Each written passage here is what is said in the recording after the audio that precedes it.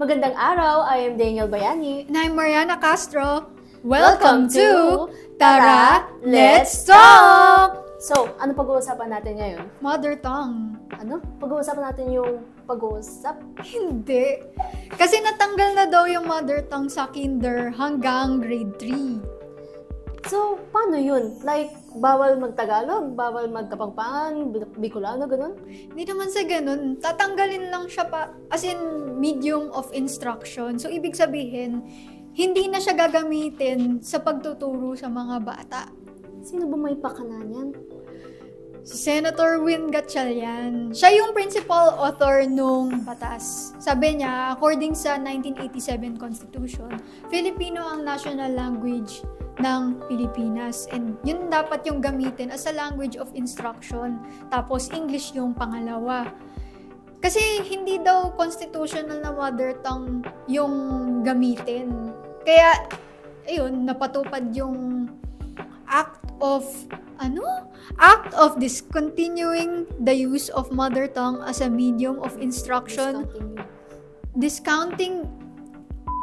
Act of discounting the use of mother tongue as a medium of instruction from kindergarten to grade 3.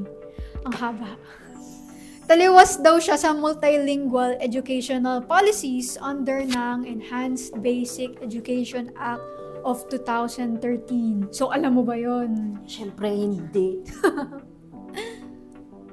So, ibig sabihin ba niyan, magkakaroon tayo ng parang confusion between different classrooms kasi iba-iba yung mga mother tongue sa iba't ibang lugar eh.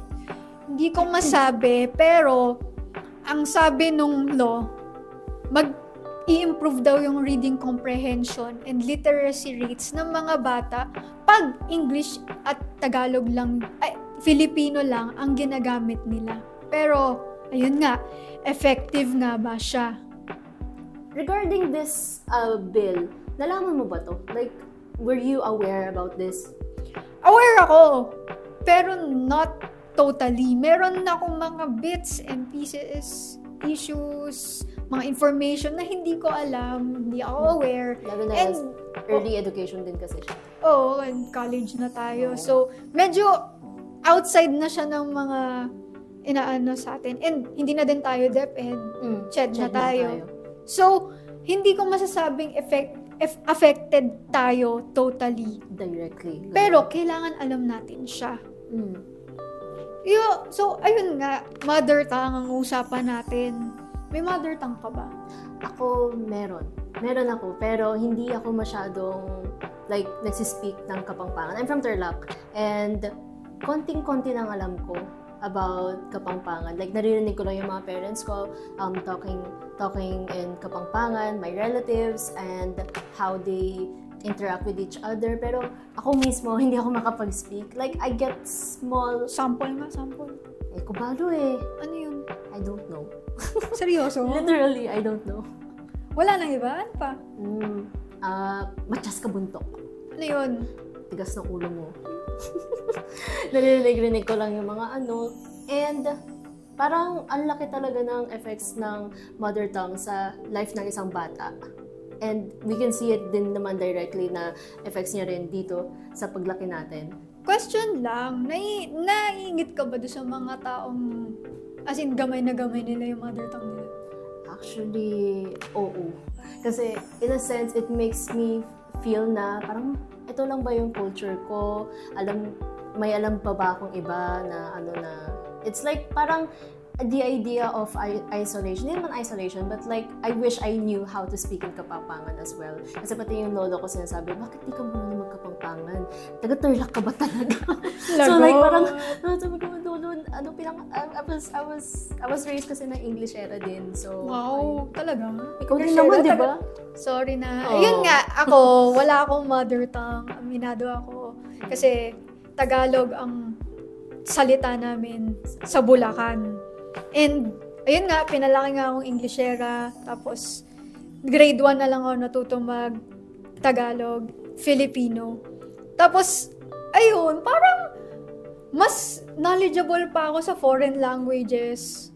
Kasi, yun nga, nung high school, nag-aral ako ng German. Nung college... Sample. Ay, ayoko.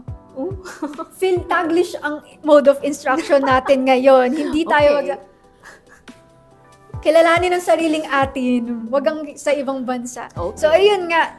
High school German, college Spanish.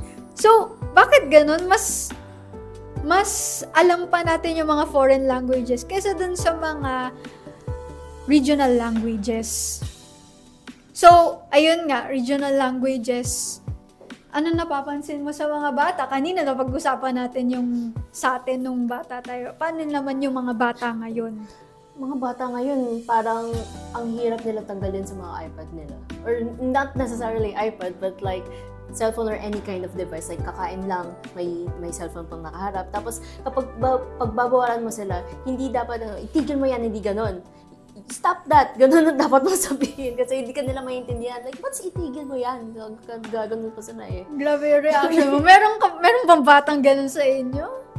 Secret na yun. Siyempre, hindi pwede sabihin. Sa amin nga, ayun, meron din mga batang as in pure English lang. Nakakaintindi sila ng Tagalog, pero hindi sila, Tagalog, Filipino, pero English lang talaga yung sinasalita nila. And siguro, sa tingin ko, epekto siya ng mga napapanood nila sa internet and sa TV. Bluey. Ganun, Peppa Pig. Nagkakaroon na ng British accent yung iba. So, ayun, parang alam pa ba nila yung Filipino? Alam pa ba nila yung mga regional languages nila? Pero ayun nga, we can't say for sure kasi hindi tayo experts and kulang pa yung mga kaalaman natin tungkol dito. Kaya, sa podcast na ito, mag-i-invite tayo ng mga teachers and mga supervisors. Mga experts tungkol do sa issue or instance na ito. And also parents to talk about din what they think about this removal of mother tongue sa mga mode of instruction sa mga anak nila. Makaka-epekto ba to sa education, sa culture? Ayun. Thank you for watching and listening to our episode. Watch out for more episodes here at Tara, let's talk!